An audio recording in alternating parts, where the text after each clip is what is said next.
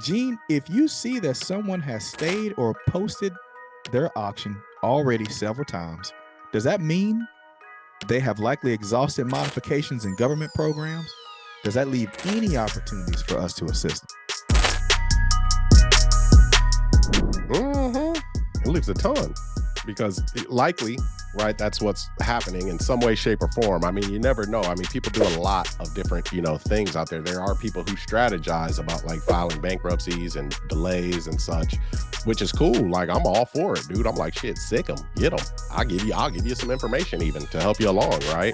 But when they come to the end of their road, which that's going to happen, especially if they're doing it on their own, and you can actually look on public record and really see kind of what's going on, really like what they're doing, whether it's a modification, a reinstatement, you can see that on public record. You just got to know what you're looking at. That's why that question about like where I learned real estate, like terms and things like that, really, here, right? We've got real estate appendix and then understanding how titles works. And that's right in the beginning. Because if we can look at public record and know what we're looking at, that is ridiculously powerful because you know what's going on, right? So yes, but you want to see how much they're behind.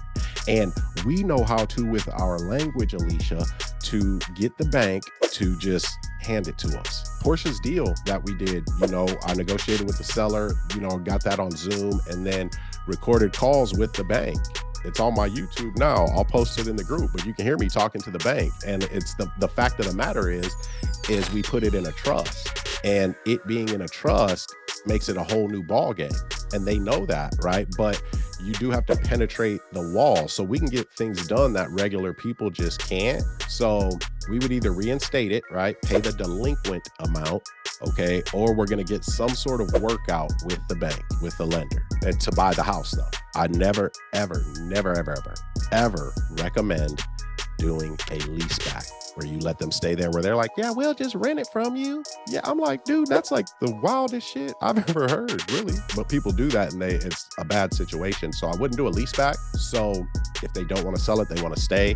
We're developing a program right now for loss mitigation services, right? To be able to assist people, but get paid for our time and our expertise. Though, because like we're super good at this. When you listen to the recorded call, I mean, it's easy to see, honestly. That's where we're at with it. I hope that wasn't too long of an answer.